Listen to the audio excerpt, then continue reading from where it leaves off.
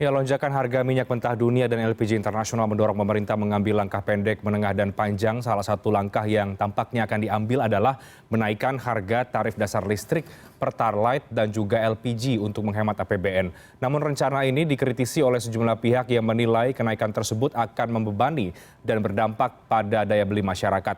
Tepatkah jika kebijakan menaikkan harga diambil oleh pemerintah atau masih ada opsi yang lain yang bisa dilakukan oleh pemerintah? Kita akan diskusikan pada malam hari ini bersama dengan dua narasumber yang sudah bergabung dari luar studio. Ada Pak Sugeng Suparwoto, Ketua Komisi 7 DPR RI. Pak Sugeng, selamat malam. Apa kabar? Sehat, Pak? Ya, selamat malam. Alhamdulillah sehat, Reinhard. Dan juga ada Pak Faisal Basri, Ekonom Senior Indef. Pak Faisal, selamat malam. Apa kabar? Selamat malam, baik. Ya, kita malam ini coba mau membahas ya, Bapak-Bapak, soal rencana, ancang-ancang bahasanya, tarif listrik dan juga Pertalite dan juga mungkin LPG akan dinaikkan oleh pemerintah. Seperti yang kemarin dipaparkan oleh Menteri SDM ya, Pak Sugeng di depan Komisi 7 DPR RI, rencana-rencana tersebut akan diambil. Apakah Komisi 7 juga menyepakati langkah pemerintah yang akan menaikkan harga tarif dasar listrik dan mungkin Pertalite dan juga LPG untuk sebagai langkah atau dampak kenaikan harga minyak mentah dunia?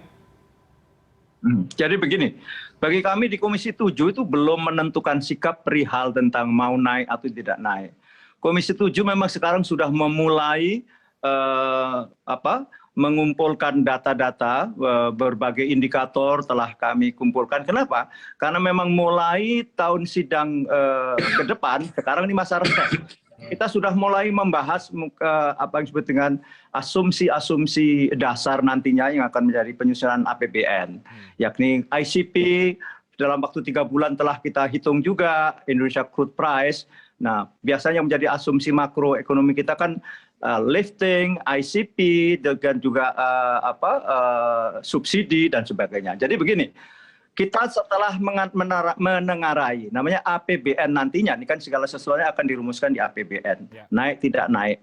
Itu begini, kita bahwa APBN itu namanya anggaran pendapatan. Sekarang kita juga sedang menelusuri pendapatan, karena di tengah-tengah naiknya sebagaimana disebut Bung Reinhardt tadi, tetapi juga ada namanya windfall profit juga, karena kenaikan komoditas tidak hanya menangkut energi, yakni minyak, gas, dan batu bara. Tetapi juga komoditas-komoditas naik, di mana pendapatan negara sudah barang tentu naik. Terbukti itu di cadangan devisa kita naik sedemikian rupa. Hari ini cadangan devisa kita kurang lebih mencapai 141 miliar US dollar. Kalau salah mau dikoreksi nanti Pak Faisal Basri. Hal lain misalnya, lantas dari sisi nanti belanja, betul bahwa berbagai indikator menyatakan bahwa biaya input khususnya di energi ini semuanya naik. Nah, mesti crude naik sedemikian rupa. Dalam APBN tahun 2002 yang lalu, ICP kita tetapkan $63 per barrel, di mana 3 bulan terakhir ICP rata-rata sudah 98,4 US dollar per barrel, artinya memang naik betul. Nah, lantas beberapa ini kan akan mempengaruhi juga biaya produksi dari BBM kita, di mana 93% BBM itu harganya ditentukan oleh crude untuk kasus Indonesia. Karena apa? Ya memang itulah adanya. Maka dari itu antara pendapatan dan belanja nanti yang akan kita belanjakan di APBN, mulai hari ini memang beberapa indikatornya mulai kami hitung. Nah, kemarin pemerintah menyatakan berbagai indikator yang ada tampaknya untuk mengurangi tekanan dalam APBN, maka kemungkinan akan naik. Tetapi kami juga belum istilah setuju tidak setuju. Kami sedang menghitung.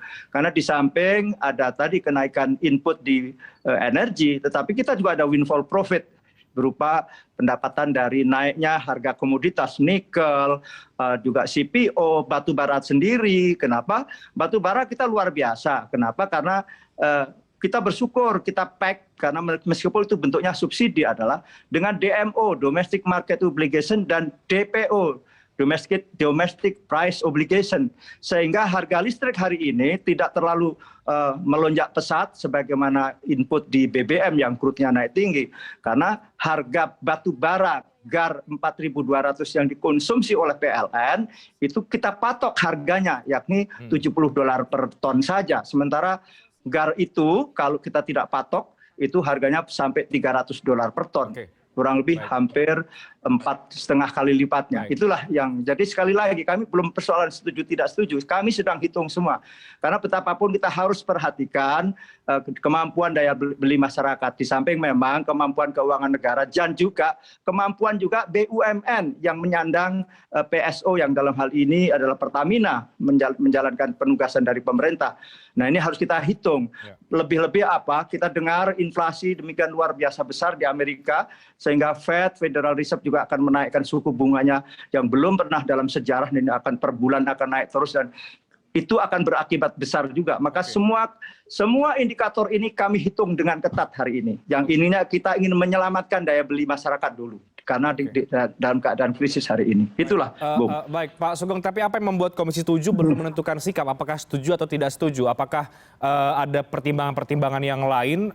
Dan persisnya apakah kemudian penjelasan dari Menteri SDM itu, apakah Anda sepakat dengan berbagai argumentasi dan juga alasan untuk menaikkan sejumlah harga listrik, LPG dan juga Pertalite? Karena kemudian juga Anda kemarin mengatakan untuk meminta Menteri SDM segera berkoordinasi dengan Menteri Keuangan dan juga Menteri BUMN untuk mendorong percepatan pembayaran kompensasi listrik dan juga BBM. Persis. Jadi begini, pemerintah sendiri masih punya utang nih, kalau boleh dikatakan utang. Carry over sejak tahun 2018 dan ini sangat mengganggu cash flow-nya BUMN kita yang mendapat penugasan, yakni adalah Pertamina khususnya. Ada carry over kurang lebih 100 triliun yang belum dibayarkan dari pemerintah kepada Pertamina. Ini berat sekali. Cash flow Pertamina hari ini sangat-sangat berat. Untuk mempertahankan namanya cadangan operasional selama 21 hari, 1 bulan membutuhkan kurang lebih 6,7 miliar US dollar. Sementara seperti tadi, harga crude-nya tinggi, sementara harga jualnya khususnya misalnya di Pertalite kan memang belum naik. Meskipun Pertamax itu naik, itu tetap saja hari ini ada subsidi oleh Pertamina. Subsidinya berapa? Kurang lebih Rp3.000 per liter karena harga keekonomian di Pertamax saja itu mestinya Rp15.000. Waktu itu dari Rp9.500 naik Rp3.000. Itu masih subsidi. Jadi sekarang yang mensubsidi adalah BUMN, bukan pemerintah. Nah inilah yang akan kita mintakan untuk dihitung. Nanti segera juga untuk dikompensasi namanya, karena ini sebuah kebijakan, sesuatu kebijakan yang harus menyesuaikan yang anggaran sudah berlangsung.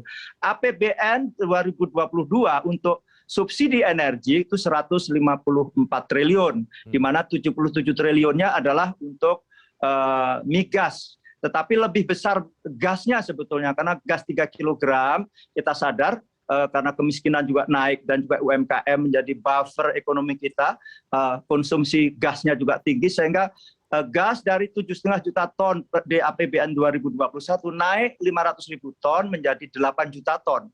Dan inilah hari ini sebagai acuan harga gas yang waktu itu, harga gas 3 kg ya, khususnya yang subsidi, harga acuannya dengan CP Aramco waktu APBN ditetapkan adalah $530 per ton. Sekarang harga CP Aramco gas adalah 880.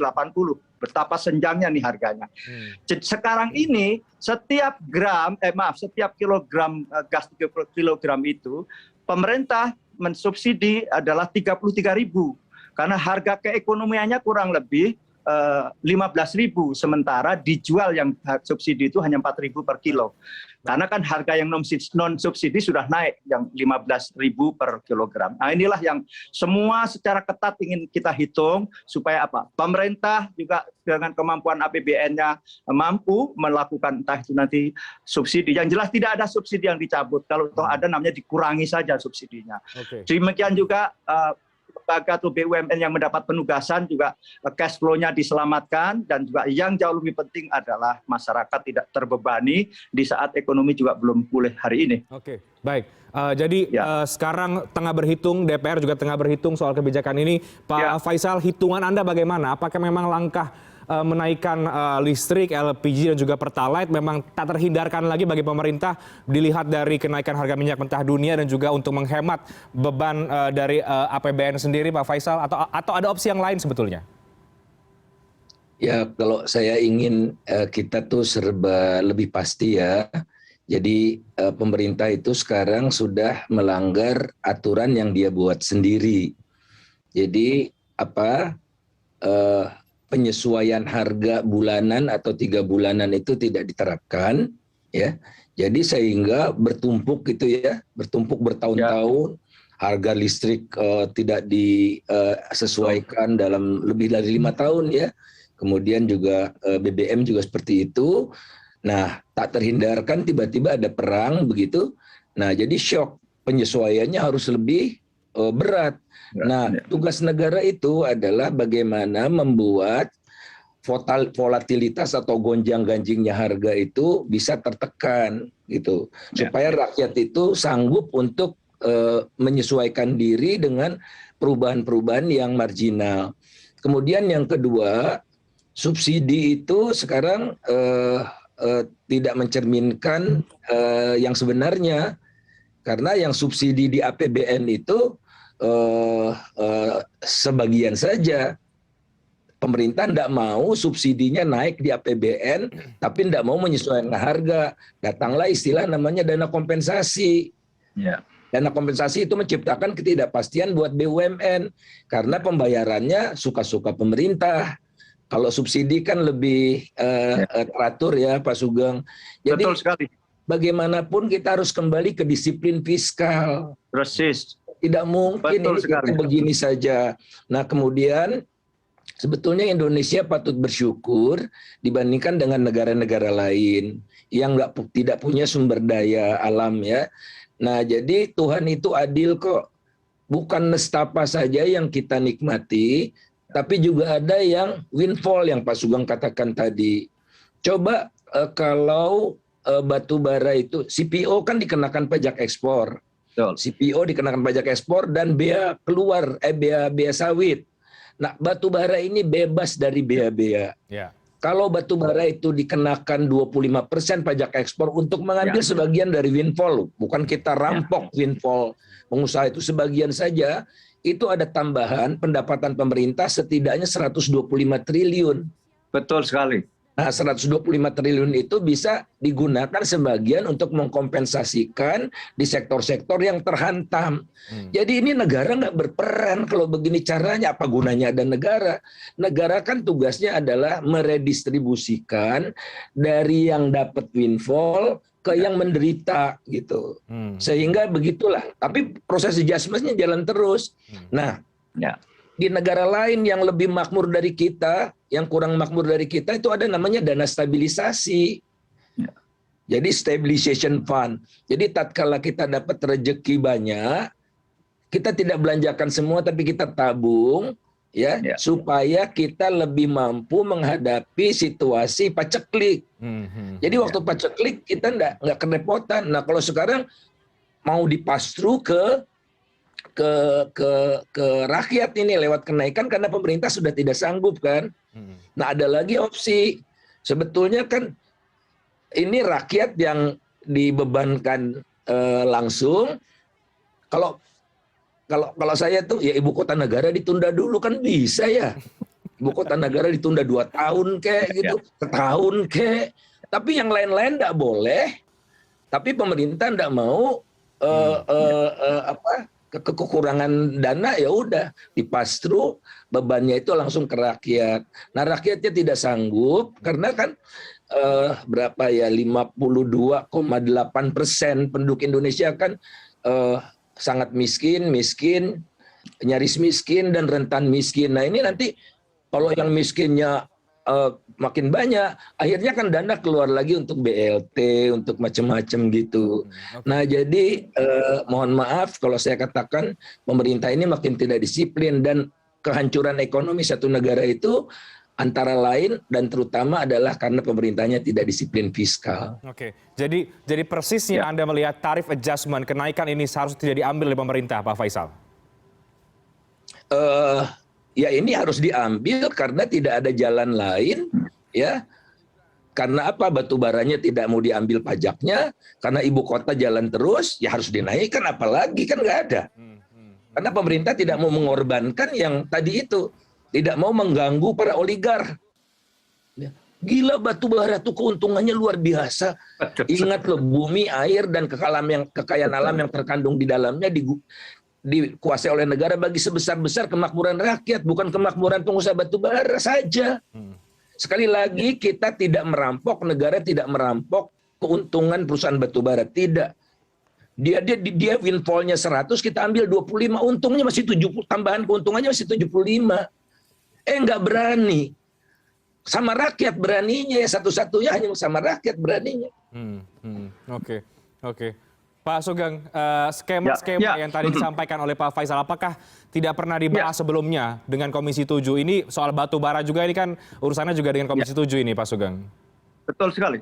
Jadi begini, batu bara ini hampir saja kalau kita tidak ketat menjaga dengan DMO dan DPO sekaligus. Bisa lebih parah dari apa yang terjadi di kelapa sawit, tapi syukur alhamdulillah semua kita disiplin, sampai ketika ada yang tidak disiplin waktu itu dilarang ekspor.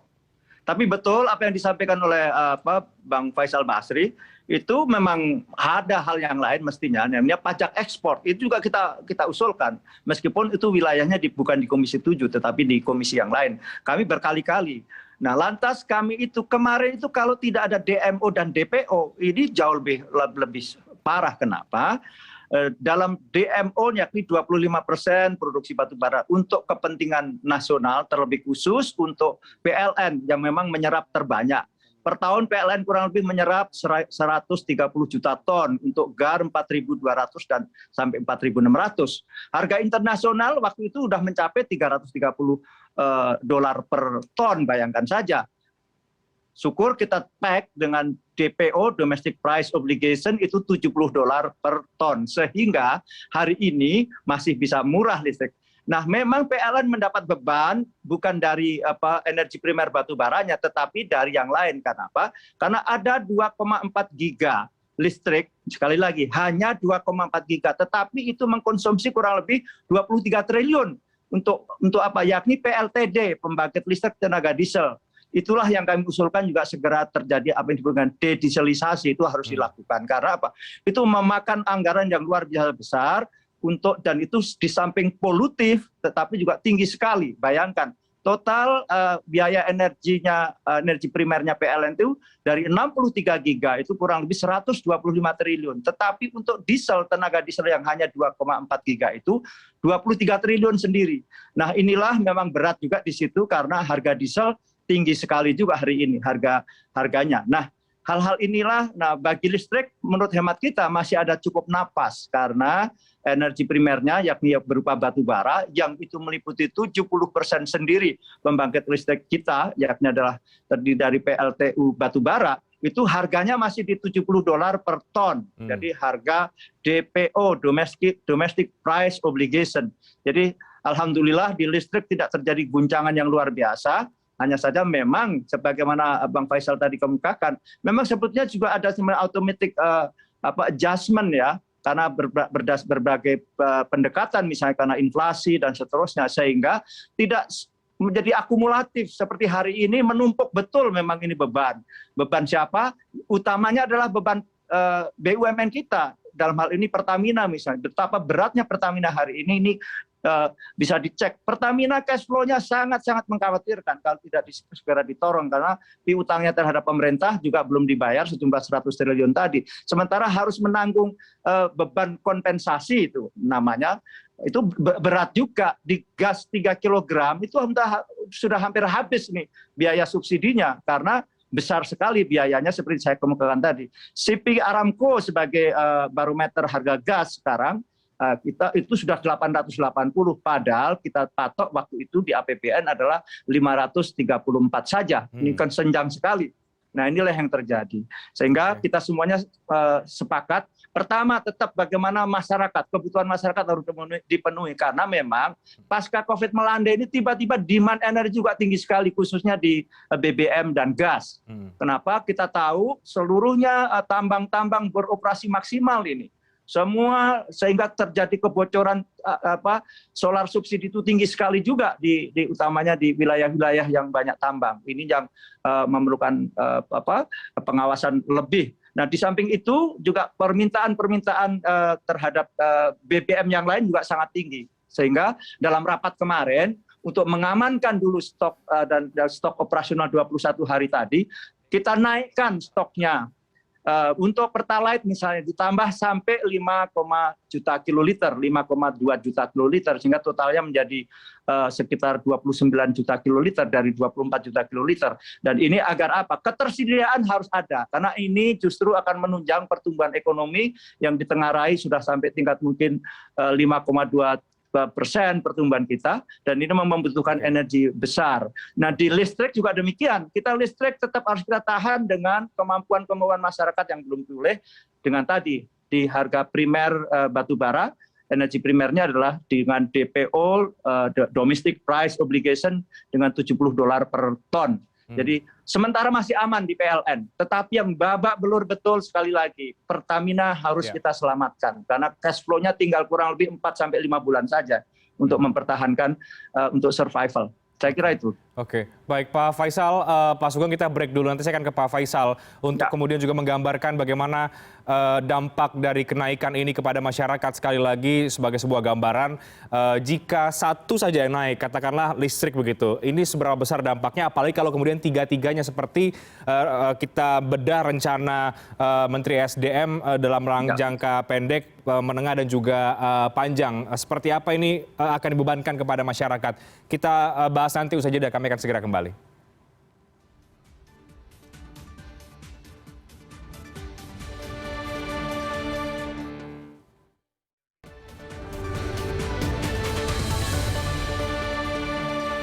Ya, kita masih membahas ancang-ancang tarif listrik, Pertalite dan juga LPG akan naik. Tadi sudah banyak diskusi yang menarik yang disampaikan oleh Pak Sugeng, Ketua Komisi 7, dan juga Pak Faisal Basri di DPR. Tadi Pak Sugeng menegaskan bahwa DPR masih belum memutuskan apakah setuju atau tidak setuju, tapi masih menghitung kembali. Sementara Pak Faisal tadi juga menjelaskan bahwa sebenarnya ada cara-cara lain untuk meringankan APBN akibat kenaikan harga minyak dunia. Salah satunya mungkin menunda kembali, melihat kembali soal rencana pembangunan ibu kota negara. Nah, yang jelas kemudian Pak Faisal, mulai banyak yang mengkritik rencana ini karena akan berdampak langsung kepada masyarakat. Jika ketiganya mungkin akan naik begitu ya, apakah memang ini bisa menyulut inflasi cukup signifikan, atau seberapa besar dampaknya ini kepada masyarakat secara langsung, Pak Faisal? Ya, sudah hampir bisa dipastikan ya, inflasi akan melonjak, tidak bisa lagi di bawah 3% seperti tahun lalu. Most likely akan di atas 3%.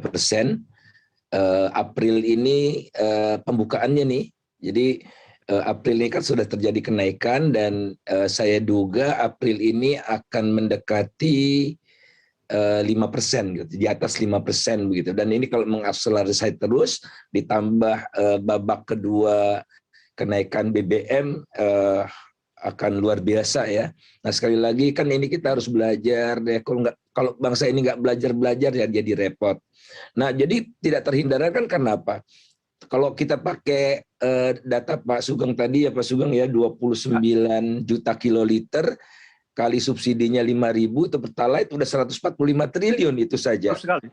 Belum gas, belum solar, wah 300 triliun itu bisa mengarahnya.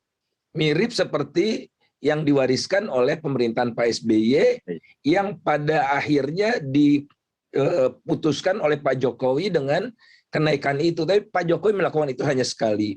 Kedua, untuk listrik, ini juga menurut saya tidak adil ya. Jadi semua golongan tarif listrik itu tidak dinaikkan selama ini. Padahal kan kita pedulinya dengan rakyat yang rentan. Jadi yang 450, 900 atau mungkin 1.200 lah ya, misalnya kalau ada kelompok 1.200, yang di bawah 1.200 tidak naik, yang di atas 1.200 naikkan saja. Kan itu orang kaya. Sama seperti Pertamax dinaikkan, Pertalite tidak dinaikkan, tapi kok itu tidak berlaku buat listrik. Jadi bablas semua ini. Bayangkan 5 tahun lebih tarif listrik tidak naik. Sehingga orang kaya yang konsumsi listriknya besar sekali, punya kolam renang, punya macam-macam itu, menikmati yang paling banyak gitu. Nah, jadi ayolah kita memulai dari prinsip-prinsip yang lugas saja. Ya. Dan kembali mulai dari sekarang kan tadi Pak Menteri mengatakan jangka menengah, jangka panjang, ya mekanismenya dibereskan, sistemnya dibereskan gitu. Jadi misalnya menurut saya nih ya, fokus saja kan sumber daya kita terbatas. Oke, untuk melistriki, untuk memasok energi buat rumah tangga, udah deh pakai listrik dulu. Jangan pakai gas pipa, itu kan sekarang gas pipa juga dikembangkan ke rumah tangga. Udah fokus di listrik, yang penting kan masyarakat itu energinya cukup, mau dari listrik, mau dari gas, mau dari macam-macam, ya masyarakat tidak peduli gitu. Kalau ini semua berjalan secara simultan, ya jadi hang gitu, karena kemampuan kita terbatas. Jadi pertama, ayo kita buat sistem yang baik, dan semua patuh melaksanakan sistem itu. Dan itu yang awal dilakukan oleh Pak Jokowi pada tahun 2014, tapi tidak berlanjut gitu. Ya. Oke, saya ke Pak Sugeng. Pak Sugeng, kalau kemudian memang sudah jelas dampak dari kenaikan ini akan memberatkan masyarakat. Bahkan tadi Pak Faisal mengatakan ini sudah pasti akan terjadi inflasi yang akan melonjak. Mengapa di rapat kemarin Komisi 7 tidak langsung saja menolak rencana pemerintah ini, Pak Sugeng?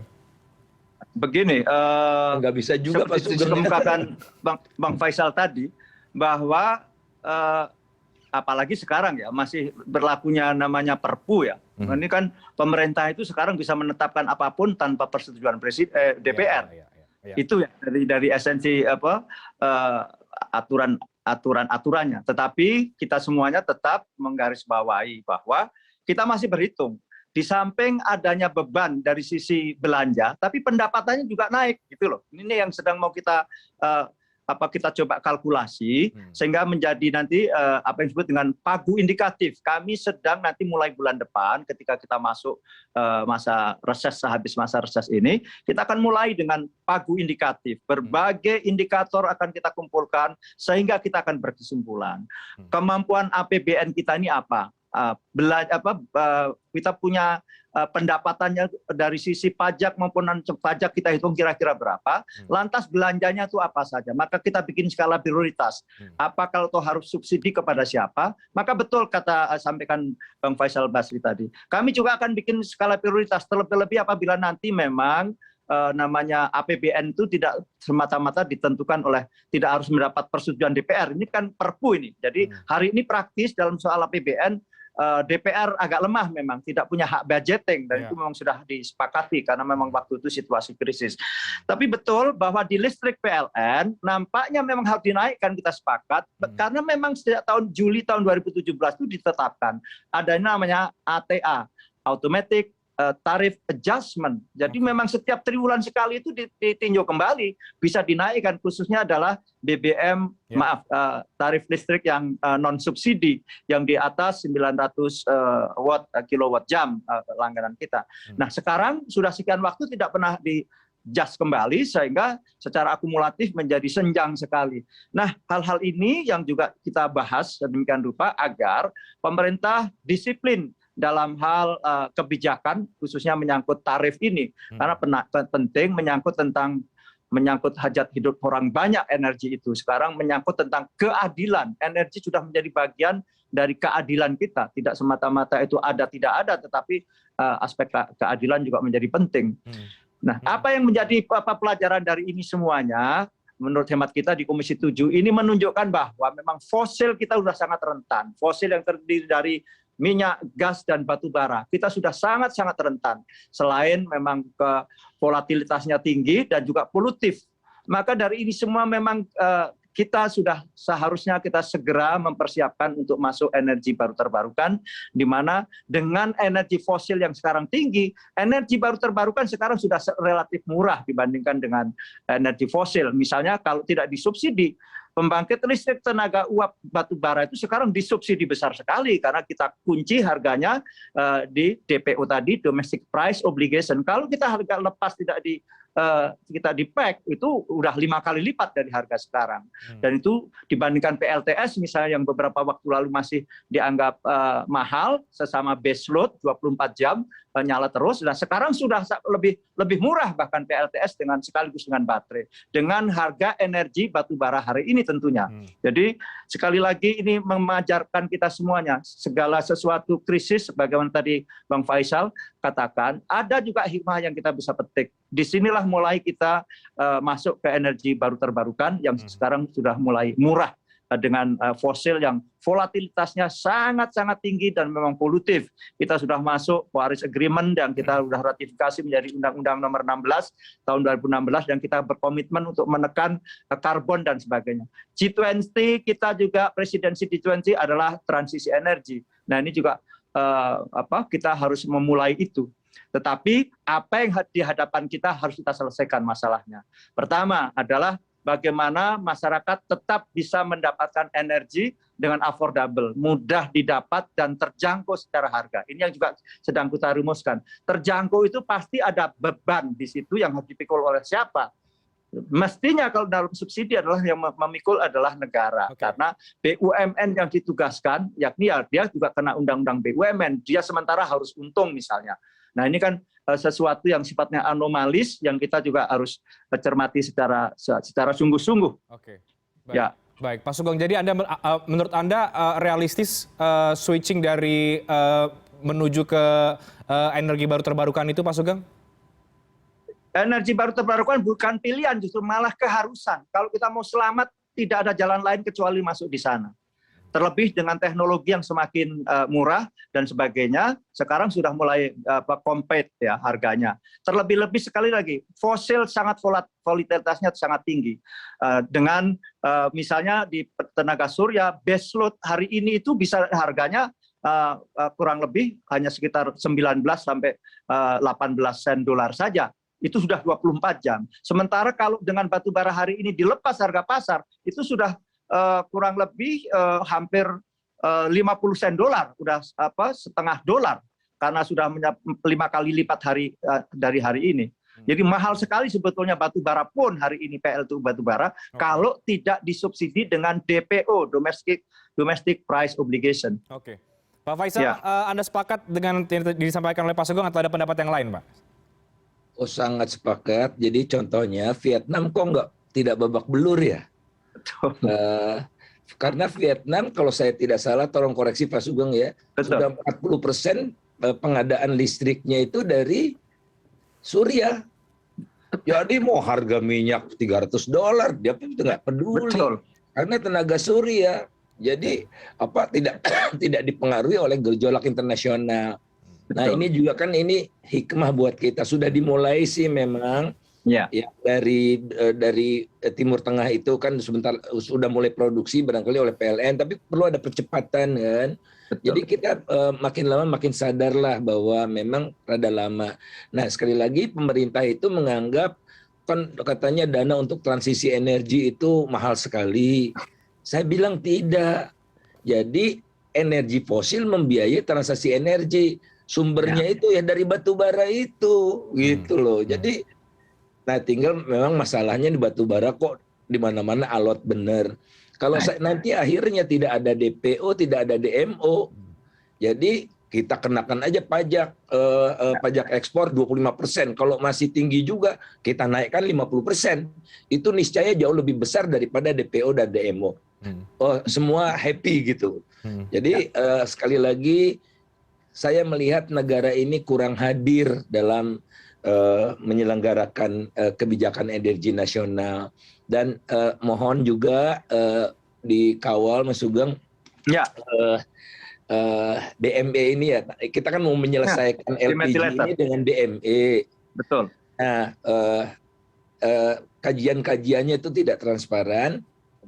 Tapi logika dasar saja, hampir mustahil batu bara yang hitam itu disulap jadi gas yang bersih dengan harga yang lebih murah dari gas itu sendiri. Hampir mustahil. Ya. Jadi ujung-ujungnya kan mereka minta subsidi juga kan nantinya, minta macam-macam. Jadi kita ingin itu transisi energinya juga yang tidak menambah beban di APBN. Dan itu banyak kan alternatif-alternatifnya. Ya, ya, saya menambahkan apa yang disampaikan Bang Faisal, Ya, silakan, khususnya di Pak Sugeng. DME, dimethyl ether. Betul sekali. Kita menengarai, bukan menengarai Bang Faisal, dan itu untuk masyarakat semuanya, apa yang dikerjakan antara Air Product dengan Bukit Asam dan Pertamina, itu ternyata GAR-nya itu GAR tinggi, GAR 4.200, dibeli hanya $15. Di mana hari ini ekspor 4.200 itu sangat tinggi. Itulah yang terjadi. Jadi Hari ini bukan harga keekonomian ya Pak Sugeng ya? Aduh, jauh sekali Bang Faisal. Benar-benar ini yang terus. Kita sepakat itu memang betul fosil menjadi dimethyl ether, semacam senyawa seperti gas LPG. Tetapi itu tadi, itu subsidinya terlalu besar. Terlebih lagi off-takernya Pertamina di-pack dengan harga 600 something. Wah, ini siapapun bisa itu kasarnya begitu. Hanya karena teknologinya yang kita itulah yang betul kita kritisi. Ya, ini betul sekali. Diskusi yang menarik antara Pak Faisal dan juga Pak Sugeng. Kita kembali lagi ke topiknya soal tarif dasar listrik yang naik, Pertalite dan juga LPG.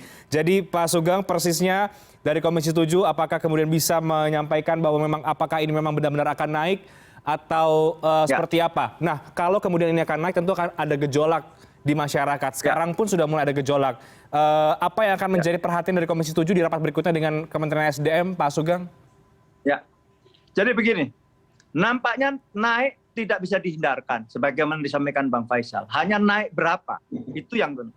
Kalau harus naik dan nampaknya harus naik, sekali lagi, Komisi 7 sedang menghitung sebetulnya kalau memang nanti lantas windfall profit di komoditas lain bisa untuk menutup, apalagi nanti kita sepakat dengan apa yang disampaikan Bang Faisal, ada namanya pajak ekspor untuk menutup defisit di konsumsi itu, maka ya memang jangan dulu naik mestinya. Tetapi kalau harus naik maksimal di Pertalite itu maksimal Rp2.000. Jadi menggantikan posisi harga Pertamax yang waktu itu harganya 9.500. Itu pun sekarang masih subsidi memang. Inilah konsep kompensasi yang harus ditutup oleh pemerintah melalui apa? Melalui tadi ada misalnya dana dari pajak ekspor batubara misalnya, atau dari windfall profit di komoditas lain. Nah itulah. Jadi gas tampaknya juga harus naik karena Pertamina sekali lagi yang ditugaskan oleh negara mendistribusikan gas itu sudah bebannya tinggi sekali. 1 kilo itu gas 3 kilogram itu, jadi 1 kilonya 11.000 itu subsidinya. Jadi kalau 3 kilogram itu 33.000 itu subsidinya. Yang hari ini ditanggung oleh Pertamina sekarang. Kenapa? Sudah hampir habis itu yang 77 triliun itu gitu loh. Jadi dengan harga yang padahal harus diadakan, harus memenuhi apa permintaan masyarakat yang memang tinggi ini. Saya kira itu. Oke, baik Pak Faisal, terakhir nampaknya memang akan naik sejumlah komoditas yang tadi sudah kita bahas. Jadi akan seberapa berat ini beban masyarakat di tahun 2022 Pak Faisal? Yang kita bisa lakukan adalah memperkecil beban. Jadi kalau saran saya konkret aja, di bawah 900 kVA itu tidak boleh naik. Tidak naik, betul. Tidak naik. Nah, kemudian yang di atas itu semakin besar kVA-nya semakin tinggi, tapi juga jangan terlalu tinggi ya. Pokoknya naiknya sehingga bisa daya kemampuan orang kaya itu pantaslah gitu untuk menerima adjustment itu, karena orang kaya ini udah banyak sekali dapat privilege ya, bebas PPNBM mobil macam-macam gitu. Oke, baik. Mari kita akan lihat bagaimana kemudian pemerintah akan mengambil langkah soal ini. Semoga apa yang kita diskusikan pada malam hari ini bisa memberikan masukan, catatan bagi pemerintah semua pihak dan juga bagi masyarakat untuk bisa melihat kebijakan yang akan diambil oleh pemerintah. Terima kasih banyak Pak Faisal Basri, Pak Sugeng Suparwoto, diskusi yang menarik pada malam hari ini. Selamat malam, sehat selalu Bapak-Bapak. Selamat malam Bang Faisal. Mari, selamat malam Mas, sampai jumpa.